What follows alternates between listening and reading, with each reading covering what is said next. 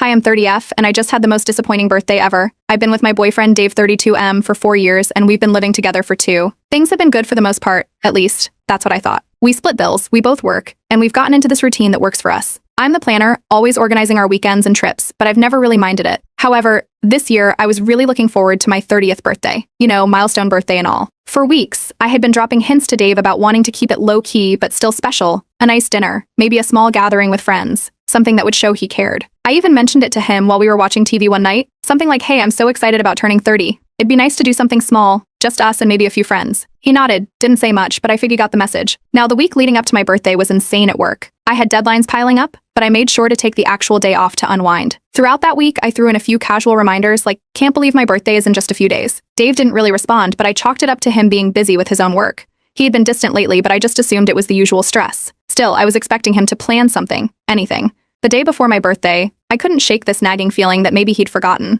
I mean, he hadn't mentioned it even once that week. So I decided to remind him, just in case. I kept it light, saying something like, wow, tomorrow's the big day. And all he said was, yeah, I've been too busy to think about birthdays right now. I didn't know how to react. I thought maybe he was just playing it cool and had something planned, but his tone didn't exactly fill me with confidence. Then came the morning of my birthday. I woke up early, feeling all excited. I was expecting something, maybe breakfast in bed, or even just a simple happy birthday. But Dave got out of bed, like it was any other day, grabbed his phone, and started getting ready for work. Not a single word about my birthday. I sat there, thinking maybe he was planning something for later in the day. I mean, surely he couldn't have forgotten, right? But as the hours passed, nothing happened. No texts, no calls. By noon, I was sitting in the living room, staring at my phone, waiting for anything from him. By 3 p.m., I was devastated. I tried telling myself he'd make up for it when he got home, maybe a surprise dinner or something. But deep down, I knew that wasn't happening. Feeling completely ignored, I decided to take matters into my own hands. I went out for lunch by myself, trying to shake off the disappointment. After lunch, I stopped by a bakery and picked up a small cake. Nothing fancy, just something to make myself feel a little better. When I got home, I set the cake on the counter, hoping that Dave would at least acknowledge it when he got back. But no, Dave walked through the door late that evening, acting like it was any other day.